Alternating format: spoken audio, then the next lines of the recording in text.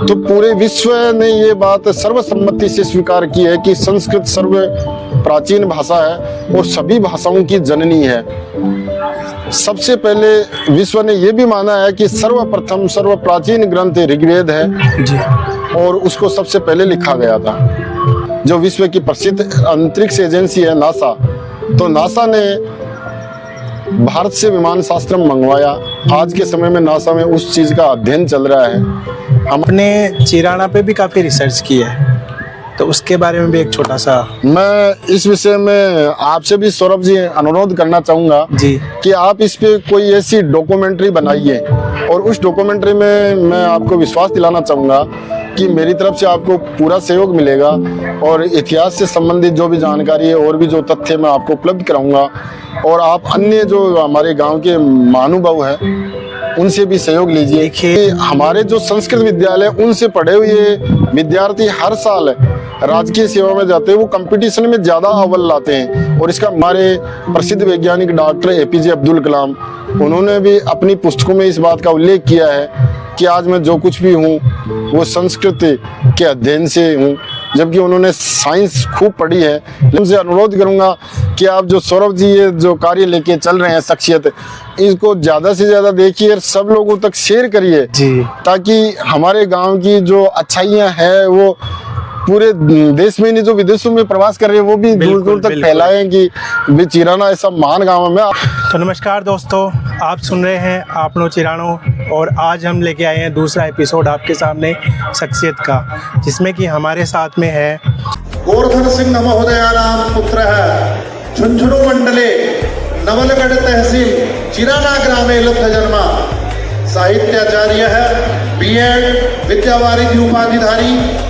मोदी शतकम कामराज इति ग्रंथद्वयं महोदयेन लिखितं। गोरक्षण संवर्धनार्थमपि महोदयः कार्यं करोति। संस्कृत प्रचाराय समर्पितः अस्ति।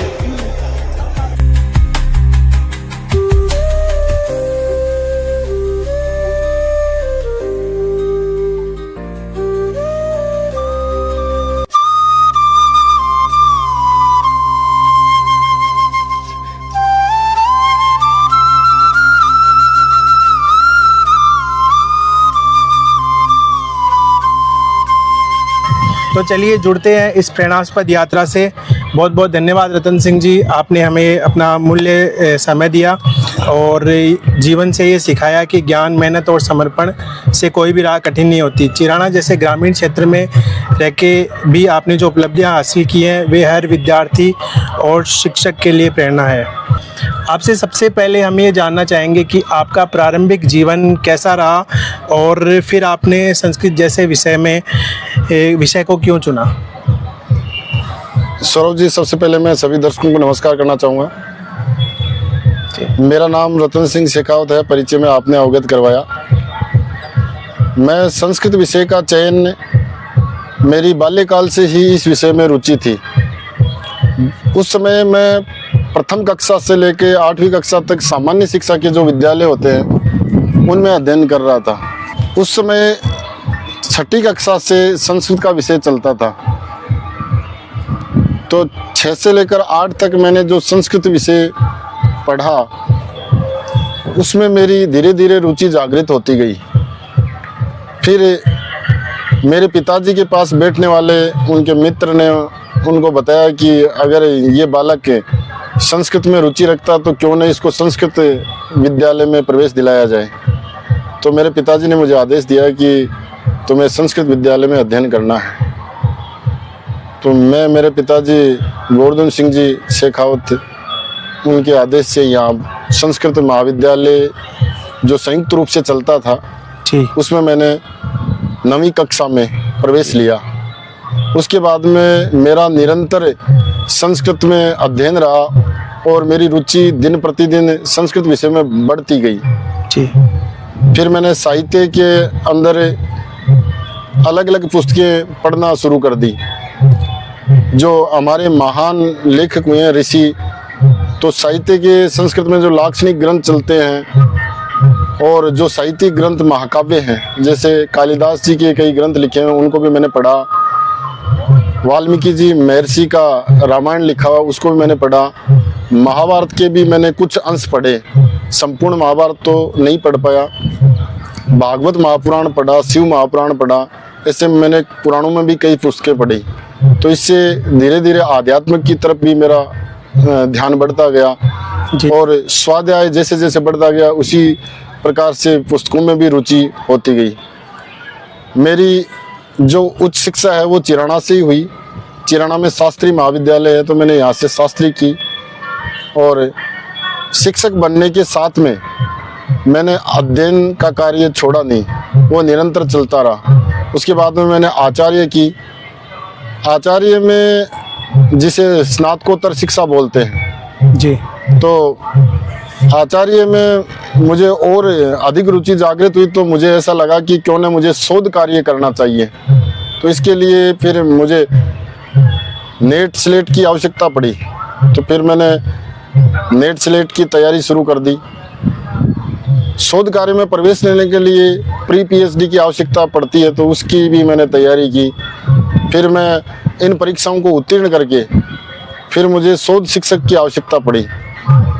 तो हमारे शोध शिक्षक रामविलास जी शर्मा जो मूलतः दौसा के निवासी हैं, पिलानी में उन्होंने अपना निवास बना लिया। उनके सानिध्य में मैंने शोध कार्य किया। रामविलास जी शर्मा जो यहाँ के महाविद्यालय में एक बार अभी प्रिंसिपल भी थे कुछ सालों पहले, 8-10 सालों पहले, वही रामविलास जी शर्मा पहले पिलानी पोस्टेड थे, बाद में उनका स्थानांतरण यहाँ चिराना हुआ।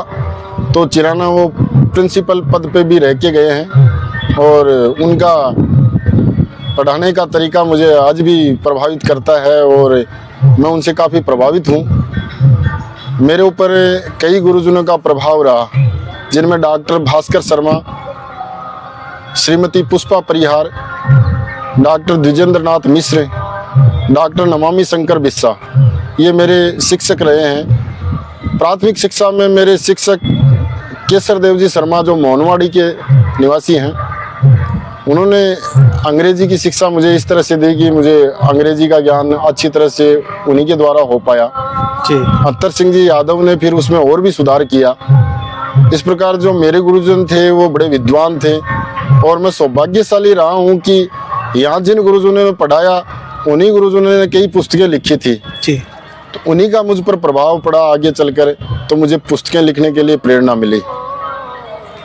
तो हम सबसे पहले तो ये जानना चाहेंगे कि आपका जो आपने बताया अभी, जैसे कि आपके अध्यापन की शुरुआत कहाँ से हुई, आपने किन किन विषयों को चुना, कैसे कैसे आप आगे बढ़े, किन किन गुरुजनों का आपके साथ में तालमेल रहा और उन्होंने आपको बहुत अच्छे से सिखाया और कुछ मतलब शोध भी आपने किए। लेकिन मेरा सवाल ये है कि आपका जो प्रारंभिक जीवन था शुरू में, जो बाल्यकाल का, वो कैसे निकल करके आया कि आपने यहाँ तक पहुँचे? मुझे थोड़ा सा वो एक फ्लैशबैक में जाना है थोड़ा सा। बाल्यकाल में मैंने जो प्राथमिक शिक्षा है वो पुरोहितों की ढाणी में विद्यालय है वहाँ से प्राप्त की। वो मेरे घर से नज़दीक था, इसलिए मैंने मेरी प्राथमिक शिक्षा वहीं पूर्ण की। फिर पिताजी के आदेश से ही मैं यहाँ आया इस विद्यालय में। बाल्यकाल में मेरी शिक्षा के बारे में मैं बताना चाहूँगा कि पिताजी राजकीय सेवा में थे, तो कभी उनका दबाव नहीं रहा इतना कि वो मुझे पढ़ने के लिए ज़्यादा बाधित करे। माताजी मेरी गृहिणी थी और उन्होंने भी ज़्यादा, वो पढ़ी लिखी नहीं होने के कारण से उन्होंने भी ज़्यादा दबाव मुझ पर नहीं दिया। लेकिन ईश्वर की कृपा रही, सरस्वती की कृपा से मुझे जो विद्यालय में जो बोर्ड पे श्यामपट्ट पे जो शिक्षक पढ़ाते थे वो स्थायी रूप से वहीं मेरी स्मरण शक्ति में आ जाता था। मुझे याद नहीं आता कि मैं कभी घर पे मैंने अभ्यास किया हो, लेकिन मैं बालकों को ये ज़रूर कहना चाहूँगा जी कि वो अभ्यास नियमित करें और अभ्यास करने से आदमी की बुद्धि शक्ति बढ़ती है जी और स्मरण शक्ति भी बढ़ती है। जी। निरंतर उसी बुद्धि लब्धि के कारण से मैं यहाँ संस्कृत शिक्षा में आया और संस्कृत साहित्य में मेरी रुचि बढ़ने से मैंने साहित्य विषय को आगे चलकर लिया। और साहित्य के जो लाक्षणिक ग्रंथ होते हैं, छंद है, अलंकार है, रस है, तो उन पे मैंने विशेष काम किया।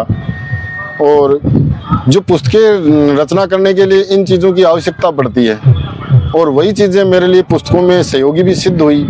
जी सबसे पहले मैं ये भी कहना चाहूँगा, आज हम यहाँ पे भगवान शिव के दरबार में उपस्थित है, जी तो संस्कृत की जो मुख्य पुस्तक है, व्याकरण पुस्तक अष्टाध्यायी, वो महर्षि पाणिनि जी ने लिखी थी। तो उनको भी शंकर भगवान की कृपा से ही ज्ञान प्राप्त हुआ और उन्होंने जो शंकर भगवान की आराधना की और जो डमरू की ध्वनि हुई, शंकर भगवान का आविर्भाव हुआ, जी तो उससे वो 14 सूत्र, पाणिनि सूत्र जिन्हें बोलते हैं, वो निकले। माहेश्वर सूत्र भी जिन्हें बोलते हैं, उन्हीं पे ही संस्कृत का पूरा व्याकरण आधारित है। बनी पहले अष्टाध्यायी बनी, फिर अष्टाध्यायी के ऊपर वार्तिक लिखे गए और फिर वार्तिकों के ऊपर महाभाष्य लिखे गए। उसके बाद में सिद्धांत कौमुदी, और सिद्धांत कौमुदी में ही लघु सिद्धांत और मध्य सिद्धांत कौमुदी का पार्ट बनाया गया। तो बालकों के लिए ये सरल रहती है, इसलिए लघु सिद्धांत कौमुदी की रचना की गई। तो जैसे मैं आपसे पूछना चाहूँगा कि संस्कृत को हमने भी पढ़ा है बचपन में कि संस्कृत को सभी भाषाओं की जननी कहा गया है, तो आप इस बात से कितना सहमत है? आपने काफ़ी संस्कृत को पढ़ा है, करीब से जाना है उसको। संस्कृत भाषा सभी भाषाओं की जननी है और संस्कृत भाषा के बारे में हमारे यहाँ ही नहीं पूरे विश्व में अध्ययन होता है और इस बात का पता तब चलता है कि एक भाषा विज्ञान विषय है। जब हम स्नातकोत्तर की शिक्षा प्राप्त करते हैं, जो साहित्यिक विषय लेकर, चाहे हिंदी में पढ़ें या संस्कृत में पढ़ें, तो वहाँ भाषा विज्ञान का एक विषय चलता है। उस प्रश्न पत्र में ये अध्ययन कराया जाता है कि भाषाओं का विकास कैसे हुआ, पहले कौन सी भाषाएं आई। तो पूरे विश्व ने ये बात सर्वसम्मति से स्वीकार की है कि संस्कृत सर्व प्राचीन भाषा है और सभी भाषाओं की जननी है। सबसे पहले विश्व ने यह भी माना है कि सर्वप्रथम सर्व प्राचीन ग्रंथ ऋग्वेद है जी, और उसको सबसे पहले लिखा गया था और बाद में सभी भाषाओं का आविर्भाव हुआ। संस्कृत से अपभ्रंश आई और अपभ्रंश से फिर अन्य भाषाओं का आविर्भाव हुआ। तो विश्व में हमारे ज्ञान को आज भी जो आधुनिक वैज्ञानिक है वो प्रमाणित करते हैं, लेकिन इस बात का प्रचार प्रसार कम अवश्य हुआ है। जो इस विषय में अध्ययन करते हैं केवल उन्हीं को पता रहता है कि ये क्या चीज़ प्रमाणिक है और क्या अप्रमाणिक है। आम जनों तक ये बात नहीं पहुंच पाती। तो मेरा मानना है कि ये बातें आम जन तक भी पहुंचनी चाहिए कि हमारी जो भाषा है, हमारी मातृभूमि है, वो कितनी विकसित थी। ये बात सभी लोगों तक, भारतवासियों तक तो पहुंचनी ही चाहिए।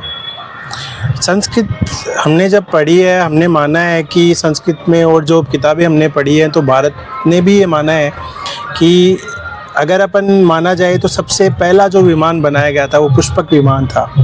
और सबसे पहले जो शल्य चिकित्सक थे वो शायद नाम मैं उनका भूल रहा हूँ, चरक, महर्षि चरक थे। तो हमारी जैसे नालंदा जैसी विश्व यूनिवर्सिटी थी अपने भारत में, उनको तोड़ दिया गया। उनमें इतना ज्ञान का भंडार था, वो सभी माना जाता है कि संस्कृत में ही था और वो विदेशों में चला गया, जैसा कि आपने बताया। और विदेशी लोग उसको पढ़ करके और उस चीज़ को अभी आज के दौर में उसको तैयार कर रहे हैं। तो आप क्या मानते हैं इस चीज़ को? मैं जो विमान के बारे में बताना चाहूँगा, आज के लोग हैं जिनको पता नहीं रहता, वो काल्पनिक मान लेते हैं कि पुष्पक विमान जैसी चीज़ काल्पनिक थी, जबकि विमानों का उल्लेख हमारे वेदों में भी आया है। तो उस समय जो आज का विज्ञान है, अभी आज के विज्ञान के हिसाब से विमानों का आविष्कार तो लगभग 150-200 सालों के दायरे में ही हुआ है जी। महर्षि भारद्वाज ने विमान शास्त्र की रचना की, तो महर्षि भारद्वाज तो बहुत पहले हो चुके थे जी। उस पुस्तक में पूरा वर्णन है कि विमान का निर्माण कैसे होता है और उसको उड़ाया कैसे जाता है।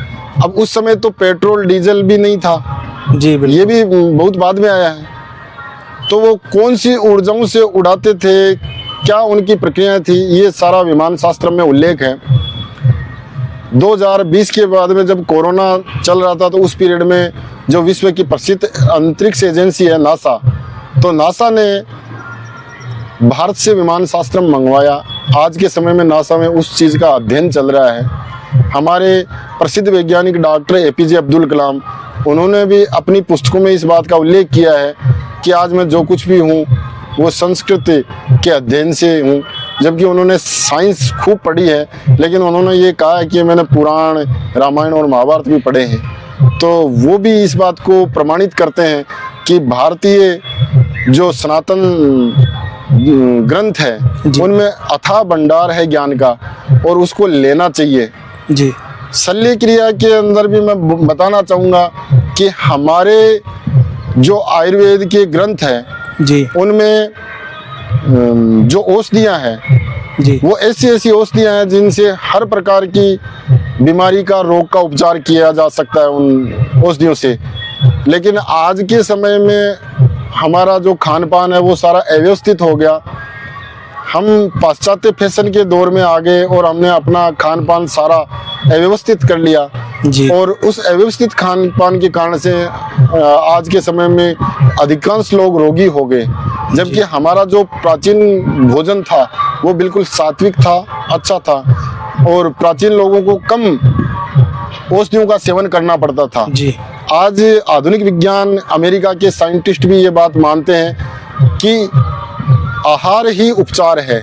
अगर आहार सही है तो उपचार स्वतः हो जाता है, और आहार सही है तो विचार भी अच्छे हो जाते हैं। वो तो हमारे यहाँ कहावत है ना, का जैसा खाएगा अन्न वैसा होगा मन, और जैसा पिएगा पानी वैसी होगी वाणी। बिल्कुल बिल्कुल।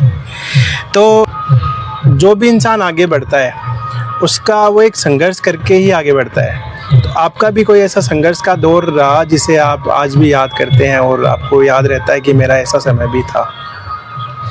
संघर्ष का दौर तो रहा है, संसाधनों का अभाव था। उस समय बच्चे थे तो मन में ये इच्छा होती थी कि जो संपन्न परिवार के बच्चे होते थे उनके पास पासबुक्स होती थी जी। तो हमारी भी इच्छा होती कि हमें भी पासबुक मिल जाए तो हम आसानी से गृह कार्य कर ले, संजीव पासबुक, और उनको प्रश्नों के उत्तर भी, लेकिन वो उपलब्ध नहीं होती थी और हर बच्चे के पास होती भी नहीं थी। मैं नहीं, मेरे जैसे और भी साथी थे उनके पास में भी हम नहीं भी थी। हमारे क्लासमेट से लेकर के कभी कभी तो कभी कभार दूसरे जो बच्चों के पास देखते थे। ऐसी बहुत सी चीज़ों का अभाव भी रहा, लेकिन उस चीज़ का आज समझ में आता है कि पासबुक की सहायता से नहीं पढ़े और मूल पुस्तकों से पढ़े तो उसका ज्ञान का प्रभाव आज भी स्थायी रूप से रहता है। पुस्तक में हम स्वतः प्रश्न का उत्तर खोजें तो वो स्थायी रहता है, तो उसका लाभ मिलता है। पर बाल्यावस्था में ये चीज़ें समझ में नहीं आती जी। आज ये चीज़ें समझ में, मैं बालकों को ये बात कहना चाहूँगा कि आप मूल पुस्तकों को निश्चित रूप से पढ़ें। और मैं आपको ये भी सभी लोगों से निवेदन करना चाहूँगा कि हमारे जो संस्कृत विद्यालय उनसे पढ़े हुए विद्यार्थी हर साल राजकीय सेवा में जाते हैं, वो कंपटीशन में ज़्यादा अव्वल लाते हैं। और इसका मुख्य कारण ये है कि हमारे विद्यालयों में हम आज भी मूल पुस्तकों से ही पढ़ाते हैं जी। कुंजियों का सहारा नहीं लेते, और इसका परिणाम होता है कि वो कंपटीशन में ज़्यादा सफल होते हैं। मैंने एक चीज़ नोटिस की अभी आपके अंदर कि मैं जैसे ब्राह्मण हूँ और ब्राह्मणों को शिखा रखना बहुत ज़रूरी है। आप राजपूत है लेकिन आपने शिखा रखी हुई है, तो इसका क्या उद्देश्य है और ये किस तरीके से अपने जीवन में किस तरीके से कोई प्रेरणा देती है? सनातन धर्म में शिखा, उपनयन संस्कार, तिलक, इनका अपना महत्व है। मैं इस विषय में आपको बताना चाहूँगा कि आधुनिक युग में बच्चे इसको शर्मिंदगी महसूस करते हैं कि शिखा नहीं रखनी चाहिए, थोड़ा अच्छा नहीं लगता। जबकि शिखा रखने से ज्ञान की उपलब्धि ज़्यादा होती है। सनातन धर्म में शिखा का अपना महत्व है। जो व्यक्ति द्विज नहीं है, सभी सनातन धर्म में सभी जातियों के लिए उपनयन संस्कार का प्रावधान है। उनका अलग अलग आयु में उपनयन होता है। तो मैंने मेरा उपनयन संस्कार भी करवा रखा है।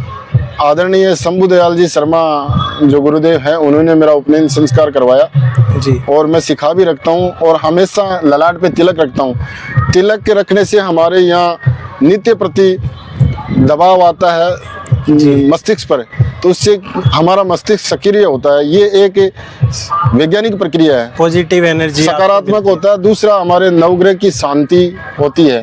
तो इसलिए प्रत्येक हिंदू को, सनातनी को शिखा, उपनयन और तिलक रखना ही चाहिए। कोई अन्य जाति का युवक संस्कृत पढ़ता है जी, तो कहते हैं तुम्हें क्या पंडित बनना है। हाँ जबकि ये प्राचीन भारत में संस्कृत भाषा बोलचाल की भाषा थी। इसका एक उदाहरण भी प्रसिद्ध है। एक राजा रथ लेकर जा रहे थे, जी, तो रास्ते में एक कृषक मिला। तो वो जो घास का भार बांधकर सर पर रख के वो जा रहा था, जिसे अपने यहाँ राजस्थानी में एक बरोटी भी बोलते हैं। जी, तो राजा ने देखा, तो राजा ने कृषक से पूछा किम भारम बाधती। तब कृषक ने उत्तर दिया कि राजन, भारम ने बाधते, बाधती बाधते। इसका तात्पर्य होता है कि बाध धातु आपने पद में चलती है, उसका बाधती रूप नहीं बनता, बाधते बनता है। जब राजा से गलती हो गई कि उन्होंने बाधती प्रयोग कर दिया, जबकि कृषक इतना पढ़ा लिखा था कि उन्होंने शुद्ध रूप बताया राजा को, और उन्होंने ये, इस पंक्ति का ये अर्थ है कि राजन, ये जो मुझे मेरे सिर पर भार है वो मुझे पीड़ा नहीं दे रहा, मुझे आपने जो बाधती बोला उसकी मुझे पीड़ा है, आप बाधते बोलिए। अच्छा। तो इस उदाहरण से ये स्पष्ट होता है कि हमारे उस समय में भी आमजन की बोलचाल की भाषा थी। जी, पुराने समय में कहा भी गया है कि लोग संस्कृत में बात करते थे, जैसे कि कलयुग से पहले जो युग चल रहा था उसमें भी संस्कृत में ही बात होती थी लगभग, तो ये कहा गया है। तो अब आपने अब तक 4 किताबें लिखी है, तो हमारे श्रोताओं को इनके बारे में कुछ बताइए कि आपने कौन सी पुस्तक से कहाँ से शुरुआत की और ये किताबें लिखने की प्रेरणा आपको कहाँ से मिली? मेरी सर्वप्रथम पुस्तक है जिस पे मैंने शोध भी किया है। ये मैं पुस्तक आपको एक बार दिखाना भी चाहूँगा। ये मेरी पुस्तक है जी। इस पुस्तक का नाम है संस्कृत साहित्य छायाम राजस्थानी भाषाया वीर काव्यानी। जगत गुरु रामानंदाचार्य संस्कृत विश्वविद्यालय, उससे मैंने इसमें PhD की थी। ये पुस्तक जो हमारे राजस्थानी भाषा के जितने भी वीर काव्य हैं उनका मैंने अध्ययन किया। पिलानी लाइब्रेरी भी मैं गया, बीकानेर भी गया, जोधपुर भी गया। जी, मैंने कई जगहों से इन जो काव्य जो बाजार में उपलब्ध नहीं है वहाँ से प्राचीन पांडुलिपियाँ भी मैंने वहाँ से उठाई, पुस्तकालय से उधार ली, फिर उनके बारे में अध्ययन किया। तो जो हमारा संस्कृत साहित्य, उस साहित्य का राजस्थानी भाषा के वीर काव्यों पर क्या क्या प्रभाव है, इस बात का मैंने रिसर्च किया। जो पाबूजी राठौड़ के ऊपर वीर काव्य तेजाजी महाराज पे है, बगड़ावत महाभारत है, पृथ्वीराज रासो है जी, तो ऐसे बहुत से महाकाव्य हजारों की संख्या में है। मैंने उसमें प्रमुख 250 से 300 के लगभग काव्यों का अध्ययन किया जी, और उन पर पुस्तक लिखी। और वहाँ जो इंटरव्यू साक्षात्कार बोर्ड बैठा था तो उन्होंने भी बड़ी प्रशंसा की कि ये बिल्कुल नया विषय आया है और हमने आज तक ऐसा विषय नहीं देखा। बड़े प्रसन्न हुए। काफी सुंदर पुस्तक लग रही है और काफी बड़ी पुस्तक भी है। और मैं ये भी बताना चाहूँगा, इस पुस्तक में से हर बार 1-2 कभी 4-5 प्रश्न RPSC में किसी न किसी परीक्षा में आते हैं, क्योंकि ये पूरी राजस्थान की संस्कृति पे आधारित है। अच्छा। और जो हमारे राजस्थान से संबंधित प्रश्न होते हैं जीके में, उनसे पूछे जाते हैं, तो कोई ना कोई प्रश्न इसमें आता है। काफी सुंदर पुस्तक है। और ये देखिए आप, अच्छा आपने PhD कर रखी है। मोस्टली लोग PhD करने के बाद में डॉक्टर का आगे उपनाम रखते हैं, आपने सिर्फ रतन सिंह चिराना रखा है। मैं ज़्यादातर गांव से मेरा विशेष स्नेह है तो मैं नाम के आगे चिराना अवश्य लगाता हूँ। ये मेरा गांव के प्रति प्यार है।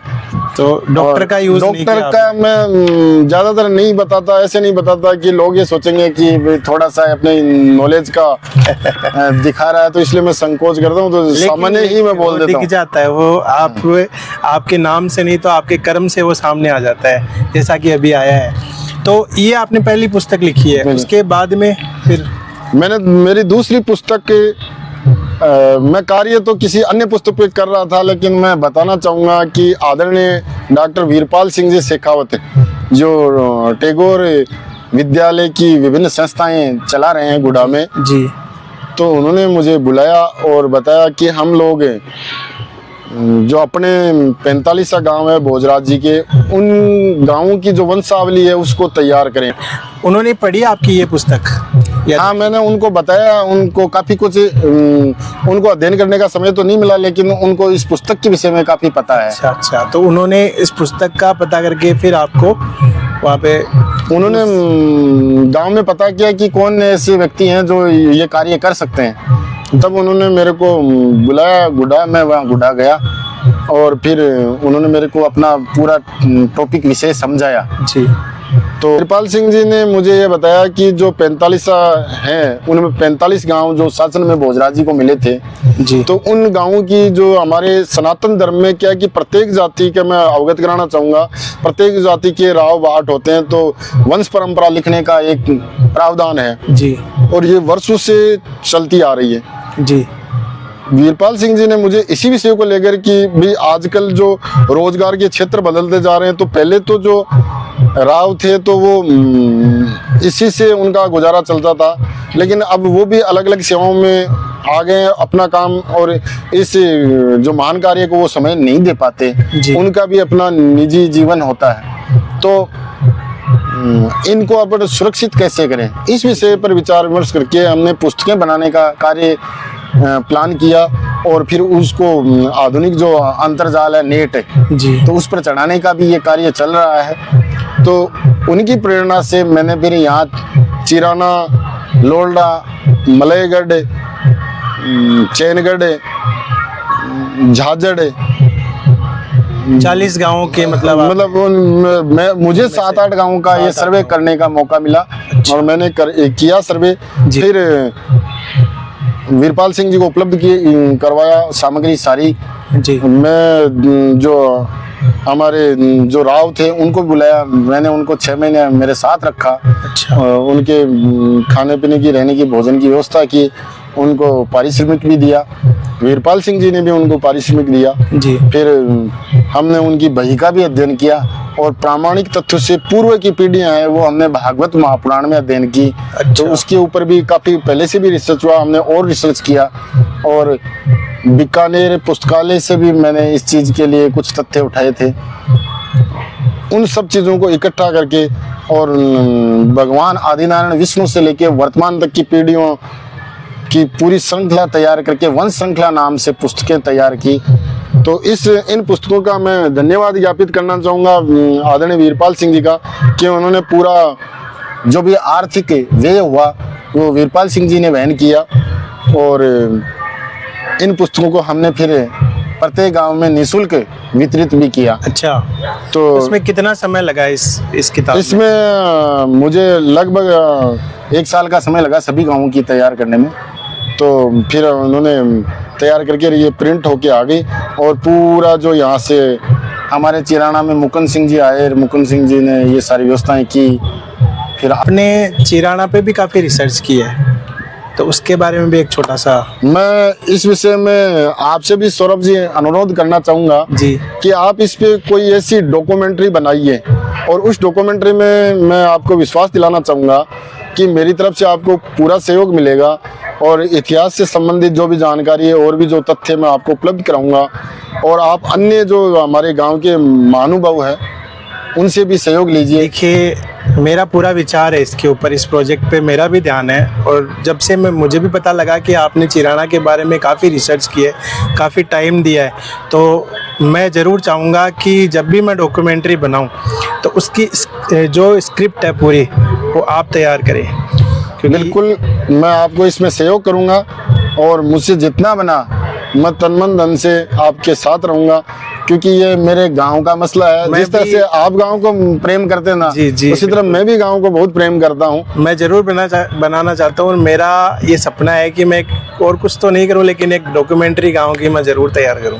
हाँ, तो मैं आशा करता हूँ कि अपने जो गांव के चिराना वासी है और जो बाहर भी निवास कर रहे हैं प्रवास में हैं, जी। उनको भी ये कार्य पसंद आएगा। और मैं उनसे अनुरोध करूंगा कि आप जो सौरभ जी ये जो कार्य लेके चल रहे हैं शख्सियत, इसको ज्यादा से ज्यादा देखिए और सब लोगों तक शेयर करिए, जी ताकि हमारे गांव की जो अच्छाइयाँ हैं वो पूरे देश में नहीं, जो विदेशों में प्रवास कर रहे हैं वो भी दूर बिल्कुल, दूर तक बिल्कुल। फैलाएं कि भाई चिराना ऐसा महान गांव है। मैं आपको एक बीच में अनुरोध करना चाहूंगा सौरभ जी, जी जी जी कि ये जी इस भूमि पर हम बैठे हैं, ये इस भूमि पर भगवान श्री कृष्ण, पांडव, भगवान परशुराम जी बिल्कुल यहाँ पधारे हुए हैं, लोहारगल में स्नान किया, और स्वामी विवेकानंद जी से महान व्यक्तित्व यहाँ आए और उस पवित्र भूमि पर हम उत्पन्न हुए हैं। मेरे लिए तो यही बड़ा गौरव का विषय है। मैं तो खुद को धन्य समझता हूँ। बिल्कुल, आपने इतना शोध किया है चिराना पे कि जिसने नहीं किया, जो जन्मा हुआ है उसको तो चिराना से प्यार है ही इतना ज़्यादा। जिसने शोध कर लिया, जिसको पता चल गया कि भूतकाल में चिराना किस तरीके का था, क्या खासियत थी उसकी, जिसकी शख्सियत आज अपने सामने बैठी है, तो आपको तो देखो प्यार होना ही होना है चिराना से। तो मेरा यही मन है कि आप जितनी आपने रिसर्च की है उसमें आप हमारा साथ दीजिए और उस चीज़ को हम सबके सामने लेके आएँ कि चिराना आज के 100 साल पहले, आज के 500 साल पहले क्या था और अभी क्या है, तो वो मैं ज़रूर सामने लाना चाहूँगा। बिल्कुल बिल्कुल, आपका पूरा सहयोग करेंगे। और इस विषय में तो जब मैंने अन्य गांवों के लिए रिसर्च किया है तो फिर चिराना के लिए तो और भी समय दूंगा जी। और जब भी आप इस विषय को लेकर चलें तो मुझे याद कीजिए, मैं उपस्थित होऊंगा। अब आपकी तीसरी किताब के ऊपर आते हैं हम लोग। तो तीसरी किताब की प्रेरणा और फिर उस पे दूसरी से तीसरी पे कैसे पहुँचे आप? तीसरी किताब पे मैं युवावस्था, जो मेरी 18-19 साल की आयु थी, तभी से मैं उस पे काम कर रहा था। उस समय में मुझे ऐसा लगा कि भारतीय सनातन संस्कृति में एक समस्या धीरे धीरे बढ़ रही थी, जी। प्रेम विवाह की। तो उसमें क्या है कि मैं प्रेम विवाह के विरुद्ध नहीं हूँ, लेकिन उसमें जो परिवार की सहमति हो, जी। लड़के और लड़की दोनों के परिवार सहमत हो तो कोई आपत्ति नहीं, कहीं भी करें। लेकिन जहाँ माँ बाप को कोई समस्या आ रही हो दोनों ही तरफ से, तो फिर युवाओं को ऐसा नहीं करना चाहिए। उसी टॉपिक को लेकर मैंने कामराज नामक एक पुस्तक लिखी, जिसे मैंने नेट पे प्रकाशित किया। जी। तो उस पुस्तक का मुख्य भाव ये है कि एक पिता और पुत्र का द्वंद्व क्या है, कि पुत्र अपना ही विषय समझाता है कि मेरा प्रेम है, मेरा जीवन है, मेरी लाइफ है, मैं मेरे हिसाब से जीना चाहता हूँ। लेकिन उस समय पिता की क्या स्थिति है कि वो किस हिसाब से अपने जीवन को जीना चाहता है और उसे किन किन लोगों को जवाब देना पड़ता है कि समाज में, अन्य गांवों में, अपने रिश्तेदारी में उसे किन किन स्थितियों से गुजरना पड़ता है। ये बातें, ये भाव मैंने चित्रित किए हैं।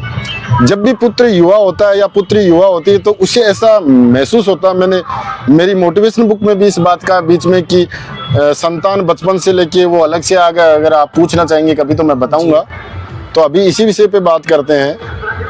तो युवा होता है तो उसे ऐसे लगता है कि मेरे माता पिता मेरे समय के अनुकूल नहीं है, जी। और वो उसे दकियानुसी विचारों के लगते हैं, जबकि माता पिता के पास बहुत ज़्यादा अनुभव होता है। जी। और मैं सभी को, आज की युवा पीढ़ी को भी ये कहना चाहूँगा कि आपका भला आपके गुरु और आपके माता पिता से ज़्यादा बेहतर कोई नहीं सोच सकता।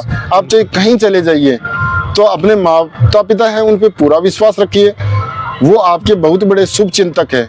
ये बात मैंने कामराज में समझाई है। तो पुत्र, एक मैं वाक्य छोटा सा बोलना चाहूँगा कि पुत्र पूछता अपने पिता से कि आपने मुझे कोई स्नेह नहीं दिया और आपने मेरे लिए ऐसा क्या किया है। जी। तब वो पिता, जो उस पुस्तक में जो संस्था संचालक होते हैं, तो वो अपने पुत्र को कहते हैं कि मैं तुम्हारे सामने एक उदाहरण प्रस्तुत करना चाहूँगा।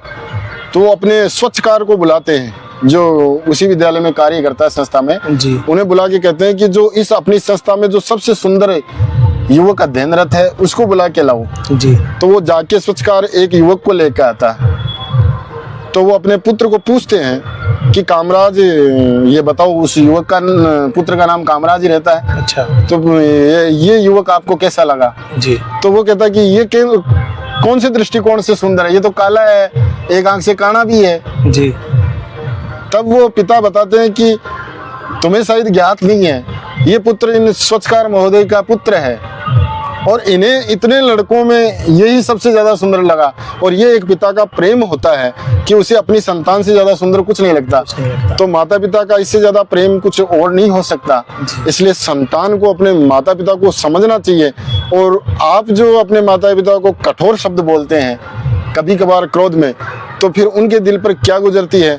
इसीलिए अपने राजस्थानी में एक सौरभ जी कहावत है कि आदमी दुश्मन को जीत सकता है लेकिन जन को नहीं जीत सकता। बिल्कुल। तो संतान को जीतने के लिए उस पर बहुत कुठाराघात होता है। सबसे जीत के आता है लेकिन अपनी संतान के सामने आके हार जाता है।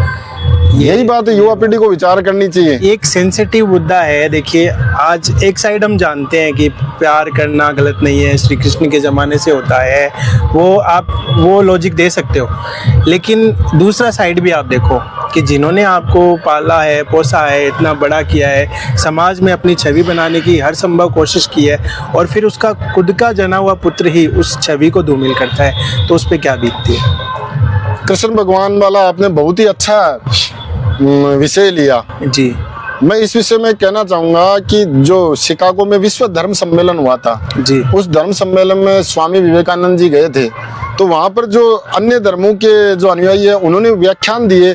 उन व्याख्यान में उन्होंने कृष्ण भगवान पर लांछन लगाए कि वो तो ऐसे गोपियों के साथ रासलीला करते थे, ऐसे करते थे। तो वहाँ जो स्वामी विवेकानंद जी ने पहले ही व्यवस्था कर दी थी और 2 मंच पास में एक मंच की और व्यवस्था करवाई जी। तो फिर वो जब उनका वक्त आया और उन्होंने बोलना शुरू किया तो उनके बोलने से ही सारे लोग मंत्रमुग्ध हो गए। फिर वो स्वामी विवेकानंद जी बार बार स्थान बदल रहे थे, कभी इस दिशा में आ रहे थे, कभी उस दिशा में जा रहे थे। तो इससे क्या कि पब्लिक जो सुनने वाली थी कभी उनकी तरफ आ रही थी, कभी उनके उधर जा रही थी जी। तो पूरा स्पीच पूर्ण होने के बाद में जब स्वामी विवेकानंद जी ने पूछा कि आप इधर उधर क्यों आ जा रहे थे, मतलब ये तो आपके बोलने का जो आकर्षण था, तो उन्होंने कहा यही आकर्षण भगवान श्री कृष्ण में था। उनका जो प्रेम है वो आध्यात्मिक था और उन्होंने लोगों को हर चीज व्याख्यान करके भगवान कृष्ण ने समझाई है। और जो गोपियां थी उन्होंने पूर्व जन्म में ईश्वर की भक्ति की थी, इसलिए उन्हें भगवान श्री कृष्ण के पास रहने का समय मिला। अब बात करते हैं आपकी किताब मोदी शतकम की, जो इस समय काफ़ी चर्चा में है, बहुत बड़ी चर्चा का विषय बनी हुई है और आपको श्रीमान शिक्षा मंत्री महोदय द्वारा अभी 7 अगस्त को सम्मानित भी किया जाना है। तो इस किताब का आइडिया कैसे आया और कैसे आपने इस किताब को शुरू किया और यहाँ तक पहुँचे। मैं 2024 के शुरुआत से ही एक पुस्तक लिखने की योजना बना रहा था जी। तो मैंने विषय पर विचार करना शुरू किया जी कि कौन सा विषय लिया जाए। तो विचार करते करते मुझे ये लगा कि समसामयिक विषयों पर ज़्यादा पुस्तकों को पढ़ा जाता है जी। तो समसामयिक विषय में वर्तमान समय में आदरणीय प्रधानमंत्री श्रीमान नरेंद्र जी मोदी सबसे ज़्यादा चर्चित हैं और विश्व में सबसे ज़्यादा आदरणीय नेता भी है जी। तो मैंने सोचा कि भी मोदी जी के जीवन से बेस्ट और क्या हो सकता है। तो उस विषय को लेकर फिर मैंने ये विचार किया कि हिंदी भाषा में तो मोदी जी के जीवन पर बहुत सी पुस्तकें लिखी जा चुकी हैं, फिल्म भी बन चुकी है जी। तो मैं कुछ नया करूं। तो मेरा संस्कृत विषय था तो मैंने संस्कृत विषय में जो अभी तक मोदी जी के जीवन पर कोई पुस्तक नहीं लिखी गई तो मैंने प्रथम पुस्तक रचने का प्रयास किया। फिर मैंने उसमें एक नया आयाम जोड़ा कि क्यों नहीं इसे काव्य में ये बनाया जाए। तो संस्कृत साहित्य में शतक काव्य परंपरा है, शतक काव्य लिखे जाते हैं, उनमें 100 श्लोक होते हैं। मैंने मोदी जी के जीवन पर 101 श्लोकों की रचना की और ये मोदी शतकम नाम से काव्य बनाया जी। मतलब इसमें मैंने मोदी जी के जन्म से लेकर वर्तमान समय तक की जो विशेष घटनाएं हैं उनको श्लोकबद्ध रूप से लिया है। तो उनके जन्म के बारे में, फिर उनके बाल्यकाल की शिक्षा के बारे में, फिर उन्होंने जो चाय विक्रय करने का कार्य किया उसके बारे में, फिर उनकी युवावस्था की शिक्षा, उसके बाद में वो संघ में गए तो संघ में उन्होंने कार्य किए उसकी, फिर वो जो गुजरात के मुख्यमंत्री बने, फिर गुजरात में उन्होंने क्या क्या विशेष कार्य किए, उन्होंने कैसा शासन चलाया उसके बारे में, उसके बाद में प्रधानमंत्री बनने के और प्रधानमंत्री बनने के बाद में उन्होंने कौन कौन से विशेष कार्य किए और विदेश नीति की में जो उन्होंने विशेष कार्य किए उनके बारे में, और विश्व में जो आज उनकी छवि बनी है उसके बारे में, पाकिस्तान के साथ में उन्होंने सर्जिकल स्ट्राइक की उससे संबंधित, चाइना के जो गलवान घाटी वाला विवाद है उसको जीतने के बारे में, और जो म्यांमार में उन्होंने सर्जिकल स्ट्राइक की उसके बारे में। इस प्रकार से मैंने वो सारे प्रमुख तथ्य लिए। और मैं तो ये कहूँगा कि मोदी जी पढ़ने का विषय है। अगर जो भी हो सकता है लोगों की अलग अलग विचारधाराएं हों, मैं इस विषय में बाध्यता तो नहीं करना चाहूँगा, लेकिन पढ़ना चाहिए एक बार। मोदी जी को जो समझ गया तो देश के लिए बहुत कुछ वो उन्होंने किया है और आगे भी बहुत कुछ करने वाला है, ऐसा मेरा विश्वास है। आपने शुरुआत की, इसमें एक श्लोक लिखा, मैं एक बार पढ़ के बताना चाहूँगा। दूसरा श्लोक है, वीर काव्यानि लिखितानि मया भाव समन्वितम राजस्थान भूविख्यातम संस्कृतस्यैव वर्धनम कामराज महाकाव्येन रसिकानां मनोरमम काव्य रत्नम मया दत्तम शेखावाट्या विशेषतः। तो शेखावाट्या विशेषतः ये आपने लिया, राजस्थान को भी लिया, अपनी जो यात्रा है उसका भी सबसे पहले श्लोक में वर्णन किया, फिर चौथे या पांचवें श्लोक से आपने जो मोदी शतकम किताब है उसको फिर शुरू किया।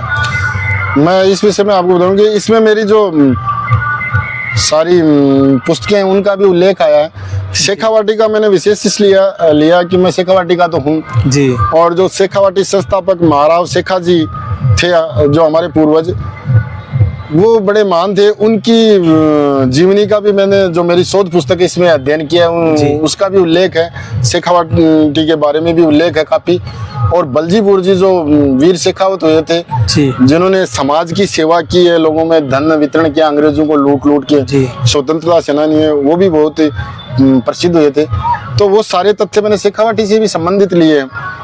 और मैं शेखा जी महाराज के बारे में ये बताना चाहूँगा कि उन्होंने अपने जीवन में 52 युद्ध लड़े जी, और 52 के 52 युद्ध में विजय प्राप्त की, एक भी युद्ध में पराजित नहीं हुए हैं। ये बड़ी उपलब्धि है।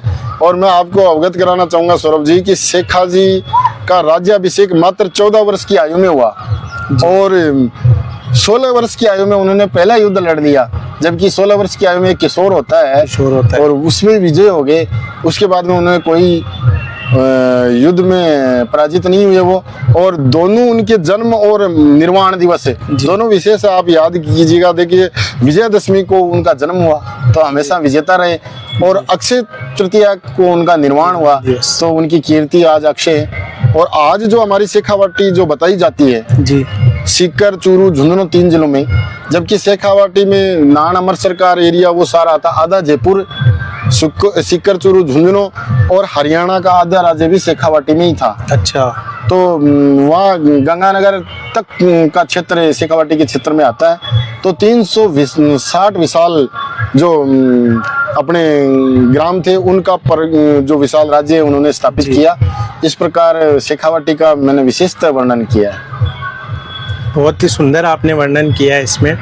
तो एक बार देखना चाहेंगे वो किताब जो आजकल काफ़ी चर्चा में बनी हुई है। मैं दर्शकों को भी दिखाना चाहूँगा, ये मोदी शतकम पुस्तक है और इसका मैंने जो मोदी जी का चित्र लिया है इसका भी महत्व है। साधु वेश में उनका मैंने चित्र लिया है तपस्या के रूप में। तो उन्होंने अपना सन्यासी जीवन जिया है, ना तो अपना परिवार बसाया और देश के लिए जीवन जिया। तो ये देश के लिए कुछ करने के लिए आए और देश के लिए ही कर रहे हैं और ये वीरता की निशानी है। तो ये अपने वीरता का परचम तो विश्व में लहरा ही रहे हैं। जी, जैसे कि सामने आया कि अभी आपको 7 अगस्त का आपको माननीय श्री शिक्षा मंत्री जी के द्वारा सम्मानित भी किया गया है। तो इस बारे में आपकी क्या भावना है और आपके क्या विचार हैं? मैं सौरभ जी आपसे निवेदन करना चाहूँगा और मैं दर्शकों को भी बताना चाहूँगा कि अन्य जो महानुभाव है जो संस्कृत का अध्ययन करते हैं वो भी इससे प्रेरणा लेकर इसमें भाग ले सकते हैं। प्रतिवर्ष ये पारितोषिक आयोजित किया जाता है। ये राज्य सरकार का कार्यक्रम है संस्कृत भाषा को बढ़ावा देने के लिए। जो संस्कृत के विद्वान होते हैं जो पुस्तकें लिखते हैं अलग अलग विषयों को लेकर, तो उनको आमंत्रित किया जाता है और उस पर फिर समिति बैठती है। तो राज्य सरकार ने समिति गठित की थी, पहले आवेदन मांगे, आवेदन की अंतिम तिथि 15 जुलाई थी। इसमें जो एक समिति गठित की जाती है। तो समिति के अध्यक्ष माननीय शिक्षा मंत्री दिलावर साहब, और इसमें अन्य सदस्य होते हैं जिनमें गोपाल जी शर्मा विधायक महोदय, पूर्व जेडी साहब शालिनी जी सक्सेना, वर्तमान जेडी साहब डॉक्टर जितेंद्र जी अग्रवाल, संस्कृत शिक्षा विभाग के आयुक्त महोदया सुश्री प्रियंका जी जोधावत जी और संस्कृत विश्वविद्यालय के आचार्य डॉक्टर विनोद जी शास्त्री जी और दौसा महाविद्यालय के प्राचार्य डॉक्टर बेरवा जी, जी ये इसमें सदस्य थे। तो उन्होंने सभी पुस्तकों का विचार विमर्श किया और उसके बाद में ये चयन हुआ है। और इसके लिए 7 अगस्त को ये कार्यक्रम हुआ, जिसमें माननीय शिक्षा मंत्री जी मदन जी दिलावर साहब की अध्यक्षता में कार्यक्रम आयोजित हुआ। भव्य कार्यक्रम हुआ जी। उदयपुर संभाग में इस वर्ष का हुआ। गत वर्ष ये कोटा संभाग में था। तो इसमें सबको प्रमाण पत्र और पारितोषिक राशि दी गई और सम्मान किया गया। अनुमानित 150 से अधिक पुस्तकों के मध्य में ये चयन हुआ है जी। तो इसमें विचार विमर्श के बाद में तय किया गया। तो अब जैसे आपका ये हुआ है, आपको काफ़ी इससे ख्याति भी प्राप्त हुई है और आपकी किताब को भी काफ़ी सराहना मिली है, और अब तो शिक्षा मंत्री श्री मदन जी दिलावर ने भी आपको सम्मानित किया है। तो अब इसके बाद आपके आगे की क्या कार्य योजना है? आगे मैं कार्यक्रम मेरा जो है आगे का मैंने पहले से ही तय कर रखा था और मैंने उस पर कार्य चालू भी कर दिया। मैं एक तो जो वास्तु शास्त्र है उस पर मेरी पहले से भी गहरी रुचि रही है जी। और काफ़ी मैंने अध्ययन भी किया वास्तु शास्त्र और ज्योतिष पे जी। रामविलास जी शर्मा साहब से मैंने ज्योतिष सीखी है, आदरणीय शंभू दयाल जी शर्मा साहब से सीखी है, और मेरे परम आदरणीय गुरुजी डॉक्टर भास्कर शर्मा जी, उनसे मैंने ज्योतिष सीखी है जी। और अब मैं उस पर स्वाध्याय भी कर रहा हूँ, वास्तु शास्त्र पे भी कार्य कर रहा हूँ। तो मैं लोगों को निःशुल्क वास्तु शास्त्र की सेवाएं देने का एक प्रयास कर रहा हूँ। तो इसके लिए मैं सोच रहा हूँ कि मैं क्यों ना यूट्यूब पे कुछ बना के डालूँ, तो उस पर भी मेरा कार्य चल रहा है। तो मैं निःशुल्क यूट्यूब पर वास्तु शास्त्र से संबंधित ही दूंगा। और बहुत से लोग इस चीज़ को मानते भी और कुछ लोग नहीं भी मानते, नहीं, बहुत आज लेकिन मैं उसमें भी मानते हैं। उनको तर्क सहित ये बात भी समझाऊंगा कि ये क्यों चीज़ें आवश्यक है। और मैं पुस्तक भी लिख रहा हूँ। तो एक तो काफ़ी विषय तो मैंने बड़ा ही उठा लिया है और गंभीर भी है जी। जो हमारी मातृभाषा राजस्थानी भाषा, अच्छा। उस पे मैं व्याकरण की जो अभी तक कोई परिष्कृत व्याकरण नहीं है, काफ़ी विद्वानों ने लिखा, लेकिन मुझे भी ऐसा लग रहा है कि इस पे बहुत काम होना चाहिए और उतना कार्य हुआ नहीं। तो उसमें कर रहा हूँ और मुझे कितनी सफलता मिलती है तो भविष्य के गर्भ में है, माँ सरस्वती तय करेगी वो तो। मैं ईश्वर से प्रार्थना करूंगा और आप सभी लोगों की शुभकामनाओं से जरूर सफलता मिलेगी। तो वास्तुशास्त्र की बात आई है तो मेरे मन में क्यूरियोसिटी आई है। अभी आप कितना मानते हैं, अभी कितना का आपका खुद का एक्सपीरियंस मानते हैं वास्तुशास्त्र में? मैंने बहुत से लोगों के घरों को देखा है। मैं जिस भी घर में जाता हूं तो मैं नज़रें दौड़ा लेता हूं तत्काल प्रभाव से, कहाँ क्या चीज़ बनी हुई है, क्या चीज़ सही है क्या गलत है। लेकिन मैं किसी को कह के मानसिक तनाव नहीं देता, मैं बताता नहीं, क्योंकि फिर अगले के पहले से तनाव है या नहीं है वो तो वही जाने। लेकिन मैंने ऐसी कई घटनाएं मैंने विचार विमर्श किया, तो बहुत सी ऐसी गलत चीज़ें मकान में बन जाती है जहाँ व्यक्ति की मृत्यु तक हो जाती है। जैसे टी पॉइंट पे मकान आ जाए तो मैं एक उदाहरण बताना चाहूँ, या तो व्यक्ति की आर्थिक स्थिति बहुत कमज़ोर हो जाएगी और वो अगर आर्थिक रूप से सुदृढ़ है तो जो मकान मालिक है कि उसकी मृत्यु निश्चित है 2-4 साल में ही। ऐसे मैंने बहुत से उदाहरण देखे हैं। मैं नाम यहाँ नहीं बताना चाहूँगा कि ये गोपनीय चीज़ें होती हैं, बात है, लोगों को दुख होता है। और मेरे पास ऐसे बहुत से उदाहरण हैं जो मैंने देखे हैं और बिल्कुल प्रमाणिक है, जो प्राचीन महर्षियों ने किया है और जो उन्होंने बहुत। मैं आपको ऐसे एग्जाम्पल मैं दर्शकों को भी बताना चाहूँगा कि आप इस चीज़ को अंधविश्वास कैसे मान सकते हैं, बहुत बड़ा साइंस है। आपको पता है कि जब ये बात पाश्चात्य विद्वान मानते हैं कि संस्कृत प्राचीन भाषा वेदों में पुराणों में ये बातें लिखी हुई है, तो सबसे पहले इन ग्रहों के बारे में तो हमारे ऋषि मुनियों ने तो बताया है कि सूर्य, मंगल, शनि, शुक्र। तो ये बाद में पाश्चात्य विद्वानों ने इन्हीं की अंग्रेजी में नाम लिखे हैं। सोमवार के बाद में मंगलवार क्यों आता है, बुधवार क्यों आता है, तो हमारे ऋषियों ने तो तय किया है। और सबसे बड़ा उदाहरण सूर्य ग्रहण और चंद्र ग्रहण का है। तो लाखों वर्षों पहले ये बात पंचांग से बता दी जाती थी कि ये कब होगा, और पंचांग तो ऋषियों ने तो बनाए हैं, घटनाएं, खगोलीय घटनाओं का शोध करके कि इस तिथि को सूर्य ग्रहण होगा, इस तिथि को चंद्र ग्रहण। ये साइंस तो 200-250 सालों में तो आया है, ये वैज्ञानिक तथ्य नहीं है। और जो हमारे इनमें ग्रंथों में बताया हुआ है कि बुध सबसे नजदीक ग्रह है, ये साइंस भी मानता है। और शनि एक राशि में 2.5 साल रहता है, तो 30 साल में सूर्य की परिक्रमा होती है, ये तो पहले से प्रमाणित है। मंगल लाल ग्रह, ये वेदों में उल्लेख है, साइंस ने अब रिसर्च किया। ऐसे बहुत उदाहरण है।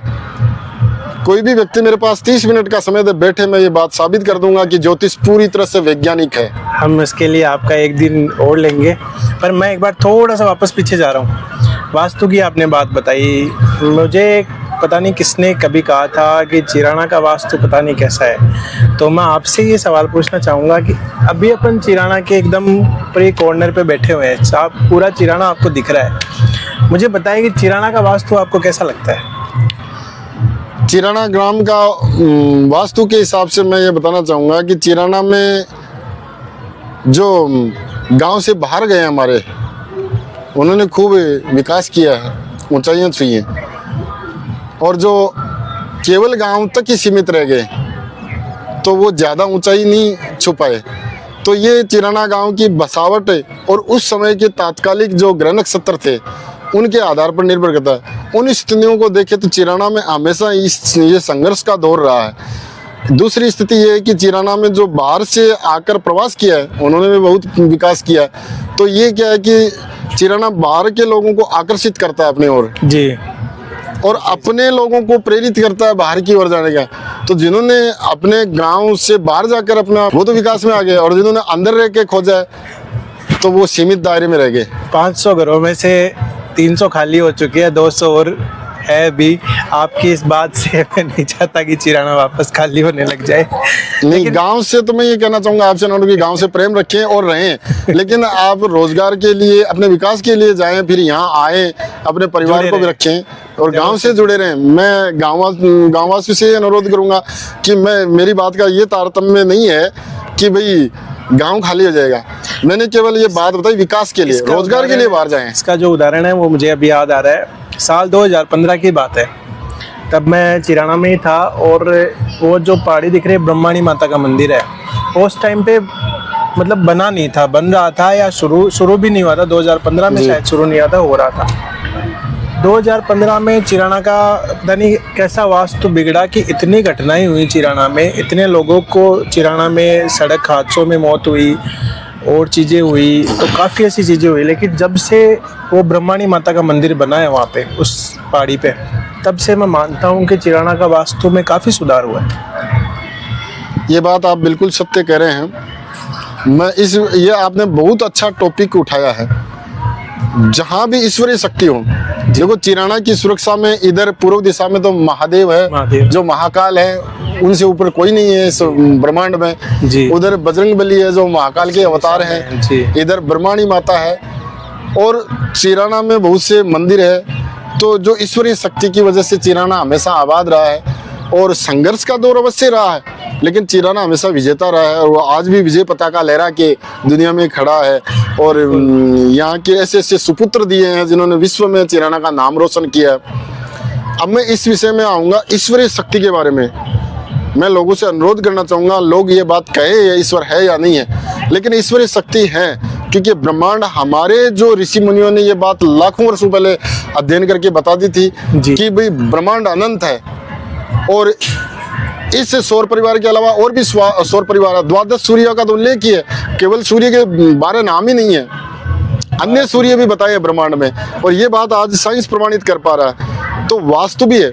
मैं आपसे एक उदाहरण बताना चाहूंगा जी, बताइए। और मैं सभी दर्शकों से कहूंगा कि इस लाइन पे विशेष ध्यान दीजिए। आप कहते हैं कि शनि प्रभावित नहीं करते, मंगल प्रभावित नहीं करते, इस बात का प्रमाण क्या है? मैं आप लोगों से पूछना चाहूंगा कि आपको सूर्य प्रभावित करते या नहीं करते? जब सूर्य की ऊर्जा आपके पृथ्वी पर है, क्योंकि वो आपको दिखाई देती है तो आप स्वीकार कर लेंगे, लेकिन शनि की ऊर्जाएं आपको दिखाई नहीं देती, मंगल की ऊर्जाएं आपको दिखाई नहीं देती, तो जो दिखाई नहीं देता उसको आप मानते नहीं, क्या अदृश्य शक्तियों को आप नहीं मानते? वायु दिखाई नहीं देती, क्यों नहीं मानते? प्रमाण तो है ना, लेकिन हर चीज का ही प्रमाण है। बहुत सी चीजें अनुभव, ईश्वरीय शक्ति अनुभव की चीज है। आप इन चीजों को अनुभव कीजिए। मैं ये नहीं कहता कि आप अंधविश्वास में जाइए, बिल्कुल तार्किक रूप से अध्ययन करके उन चीजों को मानिए। आप ईश्वर से जो प्रार्थना करेंगे वो ब्रह्मांड में, ये प्रार्थना पे बात आई तो मैं आपको बताऊं, वेदों में इस बात का उल्लेख है। और संस्कृत के जो अपने विद्यार्थी अपने चिराना में, तो सौभाग्य है उन्होंने पढ़ा है, और तर्क संग्रह में भी बात लिखी हुई है, शब्द नित्यम। ये बात लाखों वर्षों पहले लिखी जा कि शब्द नित्य है। ये 20वीं शताब्दी में विज्ञान ने प्रमाणित किया कि शब्द ध्वनि नित्य है। आज जो हम लोग वार्तालाप कर रहे हैं, जैसी भी बोले, वो ब्रह्मांड में आजीवन युग युगांतर तक घूमती है जी। तो हम जो शब्द बोलते हैं हमारे पास वैसा ही ओरा बनता है, और वही चीजें अपने आसपास घूमती रहती है। आपको लगता नहीं क्या, कई बार आपको ऐसा अनुभव नहीं होता कि यार मैं जो सोचता हूँ वही हो जाता है? तो आप नकारात्मक क्यों सोचते हैं? आप नकारात्मक सोचेंगे, आपके पास दिन प्रतिदिन नकारात्मक चीजें आती जाएगी। आप सकारात्मक सोचिए, वो चीजें आएंगी। मैं एक और कहना चाहूंगा, आपको अगर कुछ प्राप्त करना है तो आप जिस चीज को प्राप्त करना चाहते हैं उससे स्नेह करना शुरू कर दीजिए। अगर उससे नफरत करेंगे कभी नहीं आएगी आपके पास। उससे स्नेह कीजिए, कभी ना कभी वो आपके पास आएगी। वो आप पे निर्भर करता है कि कितने समय में आप प्राप्त करते हैं। जितने भी लक्ष्मी मंत्र है, तो मैं आपसे ये पूछना चाहता हूँ, केवल लक्ष्मी मंत्र पढ़ने से थोड़ी धन आता है? नहीं, वेदों में इस बात का स्पष्ट उल्लेख है, पुराणों में, कि लक्ष्मी मंत्र पढ़िए। इसलिए हमारा जो अवचेतन दिमाग है उसमें वो जो सारे मंत्र है वो स्थिर हो जाते हैं, और वो हमारे दिमाग को उस दिशा में एक्टिव कर देते हैं। फिर अपने से वो वही कार्य करवाते हैं जिनके लिए हम मंत्र जाप कर रहे हैं। आप वही कार्य करोगे, धन के पढ़ोगे तो आप धन के लिए कार्य करोगे, धन स्वतः आपके पास आएगा। सही बात। तो इसका कभी अलग से अपन बैठ के इस विषय में अपन चर्चा कर सकते हैं। जरूर जरूर करेंगे। अब मेरा आपसे सवाल ये है कि संस्कृत को लेकर के युवाओं में काफ़ी ज़्यादा इतनी रुचि नहीं है। चिराना में काफ़ी आज़ादी से पहले का संस्कृत कॉलेज है, वो इतना डेवलप नहीं हो पाया। आज वहाँ पे इतने संसाधन नहीं है, ना इतने बच्चे हैं। आज इस संस्कृत कॉलेज से निकल करके आज आपके सामने मैं बैठा हूँ, मतलब आप मेरे सामने बैठे हैं, इतने वैद्य हुए हैं चिराना से, इतने ऊंची पोजीशन पे हैं। मुस्लिम बंधुओं ने भी, आपने अभी बात की थी कि कोई समाज, कोई धर्म नहीं है संस्कृत का, तो मुस्लिम लोगों ने भी संस्कृत पढ़ के आज काफ़ी अच्छी सेवाएं दे रहे हैं। कोई चिकित्सा के क्षेत्र में है, कोई शिक्षा के क्षेत्र में है, कोई कहीं है। तो लेकिन आज के समय में संस्कृत को किससे पछाड़ा जा रहा है, किस तरीके से वो पीछे जा रही है? रुचि भी कम हो रही है लोगों की। सौरभ जी, हर चीज़ का एक दौर आता है जी। ये हमारे लिए सौभाग्य की बात है कि हमारे गांव में आज़ादी से पहले महाविद्यालय हुआ है यहाँ संस्कृत का। तो मुझे जहाँ तक ज्ञात है, सन 1944 में ये महाविद्यालय की स्थापना इसकी हुई थी। बाद में ये 1966 में शासन के अंतर्गत आ गया जी। तो ये बात तो पूरा गांव जानता है कि यहाँ के जो 90% राजकीय सेवा में जो लोग हैं वो इसी महाविद्यालय से पढ़ के गए हैं। तो इसका प्रभाव तो ये सबसे बड़ा उदाहरण है। और आज भी जो भी भर्तियां होती हैं उसमें 4-5 हर भर्ती में जो अपने संस्कृत महाविद्यालय से पढ़ के जाते हैं वो लगते हैं जी। लेकिन वर्तमान समय में मैथ्स और बायोलॉजी का दौर ज़्यादा आ गया, इंजीनियरिंग का दौर आ गया, इंग्लिश का दौर आ गया, तो अंग्रेजी माध्यम विद्यालयों में लोग ज़्यादा दौड़ लगा रहे हैं। मैं ये कहता हूँ अंग्रेजी सीखिए, किसी भी भाषा से नफरत नहीं होनी चाहिए, खूब सीखिए। जितनी भाषाएं सीखेंगे उतना दिमाग विकसित होगा जी। तो मेरा कहने का मतलब है कि आप जो संस्कृत में जितना ज्ञान है उतना किसी और भाषा में नहीं मिल सकता। ज्ञान उन्हीं भाषाओं में भी है। अब रही बात है, लोग ये पूछते हैं कि रोजगार के अवसर में, रोजगार आप संस्कृत पढ़ के किसी भी परीक्षा में बैठ सकते हैं। चपरासी से लेके कलेक्टर तक की एग्जाम में। और अपने यहाँ महाविद्यालय में पढ़े हुए छात्र विजय सिंह गुर्जर जो अभी IPS हैं जी, बिल्कुल। और भी बहुत से उदाहरण है, बहुत उदाहरण हैं जो यहाँ से पढ़े हुए हैं और उच्च पदों पे गए हैं। डॉक्टर चंद्रकांत जी जो उपनिदेशक बने हैं जी, वहाँ से सेवानिवृत्त हुए हैं। अब नाम लेंगे तो गांव के बहुत बहुत कम लोग पड़ जाएगा, बहुत है, हैं, बहुत। 1 घंटे तक नाम लेते रहो आप। बिल्कुल। और मैं आपको अवगत कराना चाहूंगा, पाए उनके लिए मैं क्षमा चाहता मैं हूं। लगभग अधिकांश लोगों को मैं भी जानता हूँ नाम से, जी तो उसके लिए तो हम क्षमा चाहेंगे, नाम नहीं ले पाएंगे सबका। और मैं आपको ये अवगत कराना चाहूँगा कि मेरे पढ़े हुए विद्यार्थी आज हर क्षेत्र में है, शिक्षक भी है, पुलिस में भी है, फौज में भी है, जी व्यापार में भी है, और वो मेरे साथ जुड़े हुए हैं। कभी भी मैं फ़ोन करता हूँ तो तत्काल प्रभाव से उठाते हैं, और अब भी जाता हूँ तो वो किसी भी पद पे, चाहे मुझसे उच्च पद पे है या मेरे बराबर है, तो भी मेरा सम्मान करते हैं। तो ये मुझे आज इस साल में इतनी सेवा करके मुझे ये अनुभव खुशी होती है कि मैं शिक्षक बन के मैंने क्या पाया। इस बात से मुझे याद आया कि जब 2014-15 में जब मैं था, और यहाँ पे चिराना में 15-16 की बात है, और आपकी पोस्टिंग थी यहाँ पे इस पे धर्मशाला में, तो वो संस्कृत इस जो 5वीं तक संस्कृत विद्यालय उसमें पोस्टिंग थी। तो उसमें बच्चे पहले कम ही आते थे, लेकिन आप थे, हेमराज जी गुरुजी थे, और भी टीचर्स थे। उसके बाद में जब 15 अगस्त 26 जनवरी के जो कार्यक्रम होते थे, उसमें आपके स्कूल की जो प्रेजेंस रहती थी और जो प्रोग्राम रहते थे काफ़ी एनर्जेटिक रहते थे। हर साल आप कुछ नया लेके आते थे, तो उसमें भी मैंने आपको देखा कि आप एक अग्रणी भूमिका उसमें निभाते थे। मेरी पढ़ते समय से ही स्वतंत्रता दिवस और गणतंत्र दिवस के कार्यक्रमों में रुचि रही है। आदरणीय पुष्पा जी परिहार जो यहाँ शिक्षिका थी, उन्होंने मुझे प्रेरणा दी, और उनकी प्रेरणा से मैंने कार्यक्रमों में भाग लेना शुरू किया। तो मैं आपको बीच में ये बात जोड़ना चाहूँगा, डॉक्टर द्विजेंद्रनाथ जी मिश्र, उन्होंने कक्षा में हम सभी छात्रों को बताया कि आपको लिखना चाहिए। उस समय वो भी पुस्तकें लिखते थे, तो उस समय हमें संस्कृत का तो इतना ज्ञान नहीं था, तो मैंने हिंदी में कुछ लिखना शुरू किया। तो हमने एक नाटक लिखा छोटा सा, हाँ, और उस लघु नाटक की फिर पुष्पा जी परिहार ने हमें अभिनय करवाया। हम ही सभी छात्रों को मिला के उसका हमने प्रोग्राम भी किया। वो बहुत अच्छा गया, और अच्छी हमें इनाम भी मिली, पारितोषिक बहुत अच्छा मिला। हम खुश हुए बड़े। तो उसी समय से मेरी रुचि, फिर मैं सोचा कि बच्चों को भी इस चीज़ से जोड़ते रहें, तो इतिहास से और आज़ादी के तथ्यों से बच्चे जुड़े रहेंगे, और एक बच्चों में सांस्कृतिक विकास की ओर भी वो आगे बढ़ते रहेंगे। तो मैं उन पे खूब मेहनत करता था, और मेरे स्वयं के बच्चे भी उसमें भाग लेते थे। बिल्कुल। तो वो भी दोनों बड़ी ऊर्जा के साथ में। का एक 2016 के अंदर एक कार्यक्रम था सेकेंडरी स्कूल के अंदर, चर्चा करनी नहीं चाहिए, लेकिन उस टाइम पे आपका कोई तलवार का स्टंट था उस कार्यक्रम का। जैसे ही पता चला जूरी को कि तलवार का कोई स्टंट है, तो वो कार्यक्रम रोक दिया गया था उस टाइम पे, और फिर वो हुआ नहीं। फिर उसके बाद आप नज़र नहीं आए कभी भी। मैं उस विषय में नाम तो नहीं लेना चाहूँगा महानुभावों का। उसमें वो हमने तैयार करवाया था स्टंट का, और स्टंट मैंने सिखाए थे बच्चों को। तो वो जो तलवार थी वो नकली थी जी, क्योंकि असली तलवार का तो हम प्रयोग नहीं कर सकते, बच्चों के चोट लगने का भय रहता है। हाँ, तो नकली तलवार से ही बच्चे स्टंट कर रहे थे, उसी से सीख के आए थे। उसमें मुझे तो इस बात का ज्ञान था, लेकिन जो मंच पर बैठे थे कुछ महानुभाव, तो उनके ये भ्रम हो गया कि तलवार असली है। हो सकता है उन्होंने इसी भाव से सोचा होगा, तो उन्होंने कार्यक्रम को बीच में रुकवा दिया। तो मुझे अच्छा महसूस नहीं हुआ कि हमने, और बच्चे भी बड़े व्यथित हुए कि गुरुदेव हमने इतना परिश्रम किया, बच्चों का मनोबल, फिर बच्चों का मनोबल टूट गया। उसके बाद में मैंने उधर ध्यान देना थोड़ा कम कर दिया।